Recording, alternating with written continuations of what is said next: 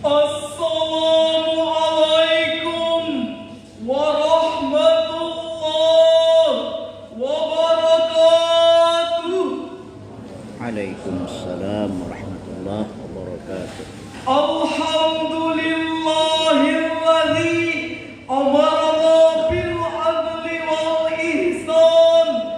Assalatu wassalamu ala khairil insan wa ala alihi wa ashabihi ila yaumil bayan. Amma ba'd. Dewan Hakim yang arif dan bijaksana, hadir sebangsa dan setanah air yang kami hormati. Patriotisme menjadi bentuk diskursus dominan untuk nilai modern terhadap otonomi politik dan penentuan nasib sendiri. Patriotisme merupakan suatu paham kebangsaan yang tumbuh karena adanya persamaan etnis, ruang geografis atau pengalaman sejarah, serta kepentingan untuk hidup bersama dalam satu kesatuan sebagai bangsa yang merdeka. Namun sayang hadirin, akhir-akhir ini nilai-nilai patriotisme sudah mulai tercabik-cabik oleh berbagai paham dan keinginan segelintir orang yang berusaha untuk merongrong nilai-nilai kebangsaan. Bahkan nuansa yang muncul dari keragaman negeri ini telah memicu lahirnya fanatisme buta, persaingan tidak sehat, perselisihan, gontok-gontokan, bahkan perpecahan yang bisa melantakkan nilai-nilai persatuan dan kesatuan. Untuk itu, patriotisme dalam perspektif Islam adalah tema yang akan kami sampaikan pada kesempatan ini dengan rujukan Al-Quran surah Al-Hujurat ayat 13.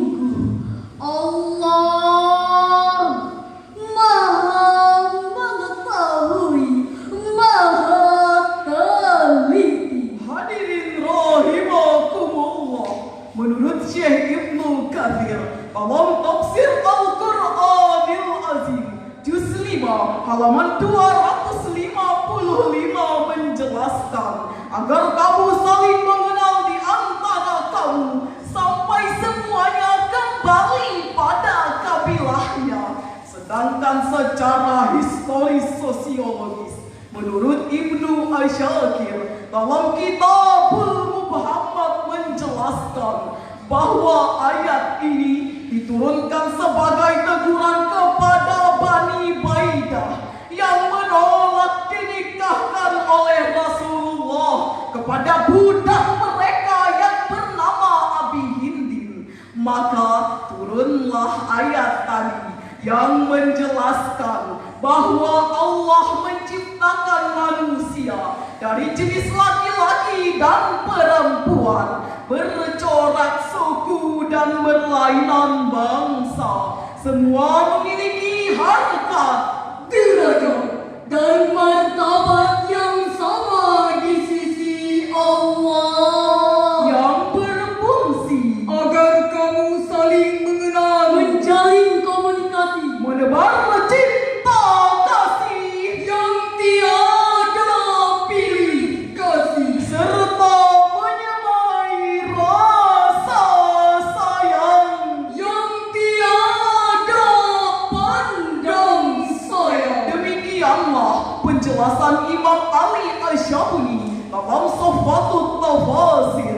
Dengan kata lain, ayat tadi merupakan landasan teologis yang sangat strategis untuk membangun ukhuwah wadhaniyah sebagai pilar persatuan dan kesatuan. Langkah awalnya kita harus saling mengenal, menghargai, dan bertoleransi satu sama lain, bukan saling menutup diri, menecehkan, menghina, membangga-banggakan kelompok, suku bangsa, maupun daerah masing-masing. Sebab sifat seperti itu merupakan cikal bakal perpecahan, pertikaian, dan kehancuran. Bahkan tidak mustahil penyebab terjadinya desintegrasi bangsa hingga hancurnya negeri ini. Betul hadirin. Meskipun ada yang beranggapan bahwa patriotisme tidak memiliki dalil yang kuat, padahal menurut Dr. Ahmad Abdul Ghani Muhammad An-Najuli di dalam Al-Muwatanah fil Islam wal Jabatun wal Hukum menerjemahkan tanah air secara luas. Di era globalisasi, tanah air diartikan alam semesta secara keseluruhan atau al-muwatanah al-alaniyah, yakni menjaga dan mencintai alam semesta harus dimiliki oleh setiap muslim. Lalu hadirin, bagaimanakah kondisi Indonesia saat ini? Jujur kita akui bahwa Indonesia sedang berada dalam situasi dan kondisi yang sangat memprihatinkan. Munculnya kekerasan dalam bentuk konflik antar kelompok, suku, dan agama, seperti gelombang kerusuhan anti Cina di Jakarta, Solo, dan Medan, konflik suku di Madura dan Kalimantan, konflik agama di Maluku dan Poso.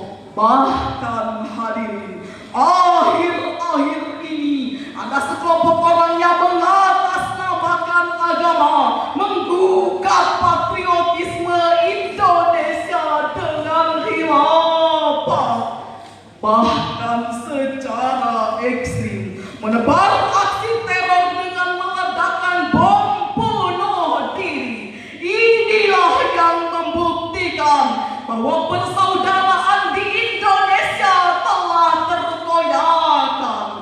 Lalu hadirin, bagaimanakah upaya kita untuk mewujudkan patriotisme yang kuat kepada bangsa kita? Sebagai jawaban, Al-Quran Surah Al-Baqarah ayat 120 Wa idh qala Ibrahim rabbi ij'al hadza baladan amina.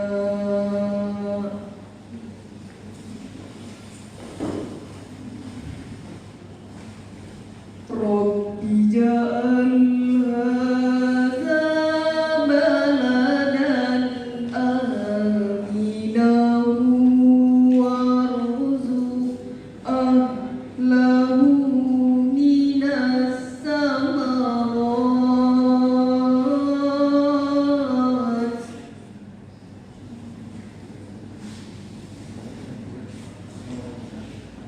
Warzuq ahlahu minas samarati man amana minhum billahi wal yawmil akhir.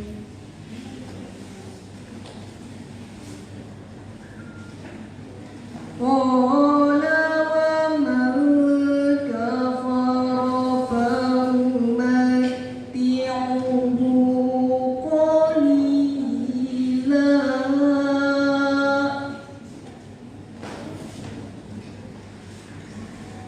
summa atarruhu ila azabin nar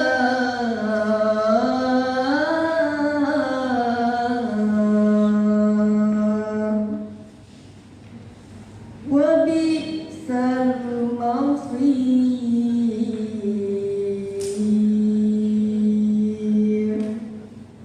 Sadaqallahul azim. Dan ingatlah ketika Ibrahim berdoa, Ya Allah, jadikanlah negeri ini negeri yang aman, dan berilah rezeki berupa buah-buahan kepada penduduknya, yaitu di antara mereka yang beriman kepada Allah. Dan hari kemudian Allah berfirman kepada orang yang kafir, akan aku beri kesenangan sementara, kemudian akan aku paksa dia masuk ke dalam azab neraka. Dan itulah seburuk-buruknya tempat kembali. Maha benar Allah dengan segala firman-Nya. Hadirin rahimakumullah, menurut tafsir At-Tahrir wa Tanwir karangan Syekh Ibnu Asyur menjelaskan bahwa ayat ini adalah doa Nabi Ibrahim yang berdoa atas tanah airnya. Di dalam ayat ini Nabi Ibrahim berdoa kepada Allah akan tiga hal. Pertama, agar negerinya menjadi negeri yang aman. Rasulullah di dalam perjalanan hidupnya telah mencontohkan bahwa negeri yang aman merupakan jaminan dari terwujudnya negeri yang subur, makmur dan teratur. Lihatlah ketika Rasulullah hijrah ke kota Madinah, maka ada tiga hal yang dilakukan oleh Rasul. Di antara ketiga hal tersebut ialah membuat perjanjian tertulis yang ditujukan kepada masyarakat Madinah yang terkenal dengan nama Piagam Madinah, yakni piagam yang menekankan dan mempersatukan kaum muslimin dan kaum Yahudi, menjamin kebebasan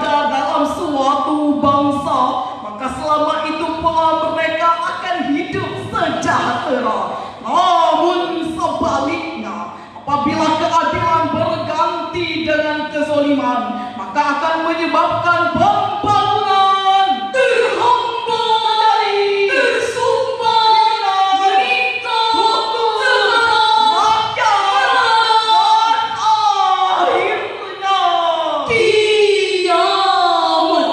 Ketiga, penduduknya yang beriman kepada Allah, karena iman merupakan fondasi dasar dan bangunan yang hakiki untuk mewujudkan patriotisme yang kuat.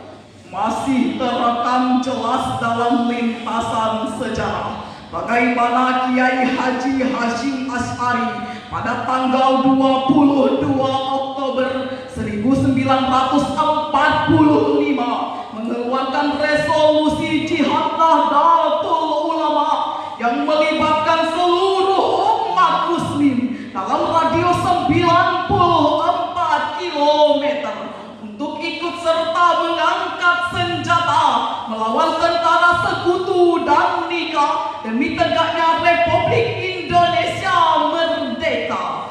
Resolusi jihad inilah yang kemudian mengilhami Bung Tomo yang berpidato secara heroik dengan meneriakkan kalimat takbir, Allahu Akbar, Allahu Akbar, Allahu Akbar.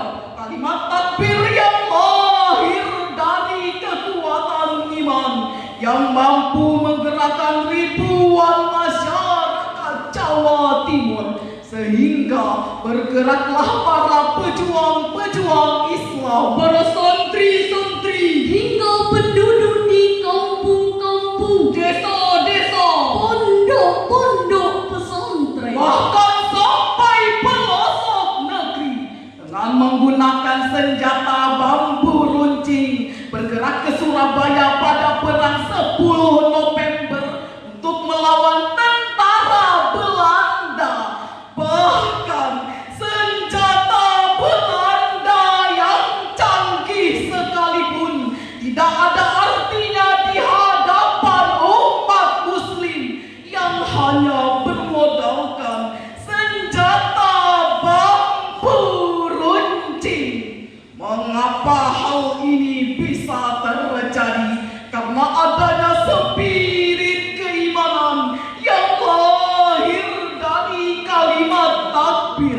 Oleh karena itu, Islam dan patriotisme Indonesia tidak dapat terpisahkan, telah menjadi bingkai sejarah yang tak akan terlupakan. Akhirul kalam, Assalamualaikum warahmatullahi wabarakatuh. Waalaikumsalam.